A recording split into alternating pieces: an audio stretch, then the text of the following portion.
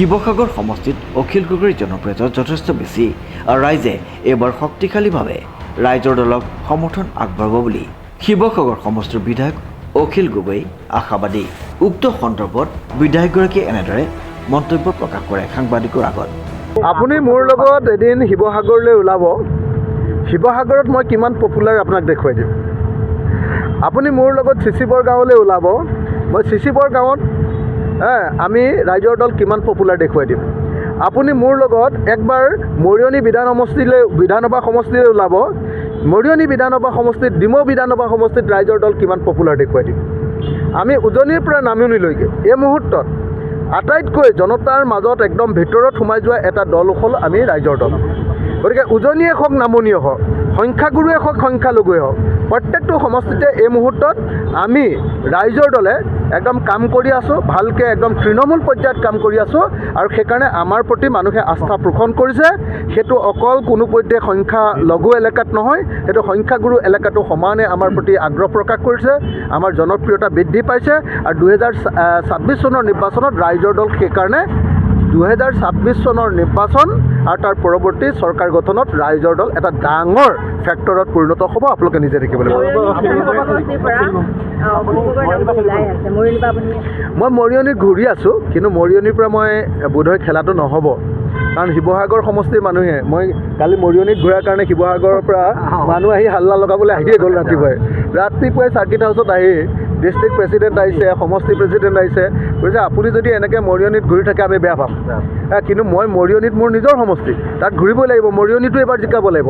ৰূপজ্যোতি কৰ্মীক হৰুৱাটো আমাৰ এটা জাতীয় দায়িত্ব।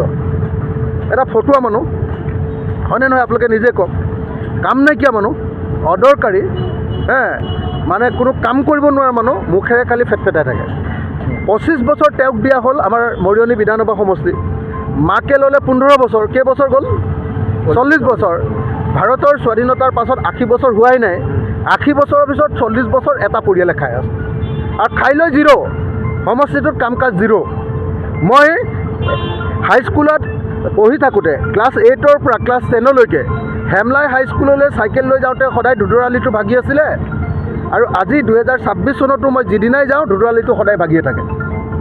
এবাৰৰ কাৰণে ধুদৰালিটো বনাব নোৱাৰিলে। 40 বছৰ তাতে MLA কৈ আছে ৰূপজ্যোতি কুৰ্মী পৰিয়াল, কেতিয়াবা মাক কেতিয়াবা তেওঁ। গতিকে এই ৰূপজ্যোতি কুৰ্মী পৰিয়ালক এইবাৰ আমি বিদায় দিবলৈ সিদ্ধান্ত লৈছোঁ, মৰিয়নিৰ ৰাইজে বিদায় দিবলৈ সিদ্ধান্ত লৈছে।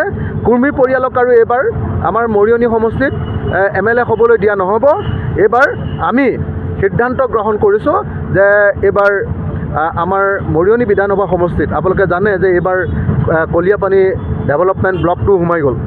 গতিকে সাংঘাতিক ধৰণে এতিয়া খিলঞ্জীয়া অসমীয়া মানুহৰ মানে আপোনাৰ বৃদ্ধি পালে। গতিকে আমি আশা কৰিছোঁ যে এইবাৰ আমি সকলোৱে মিলি ৰূপজ্যোতি কুৰ্মীক এইবাৰ পৰাজিত কৰিব পাৰিম, আৰু ৰূপজ্যোতি কুৰ্মীক পৰাজিত কৰি তেওঁৰ ফেকফেকনি, তেওঁৰ উৎপাত সেইটো বন্ধ কৰিব পাৰিম।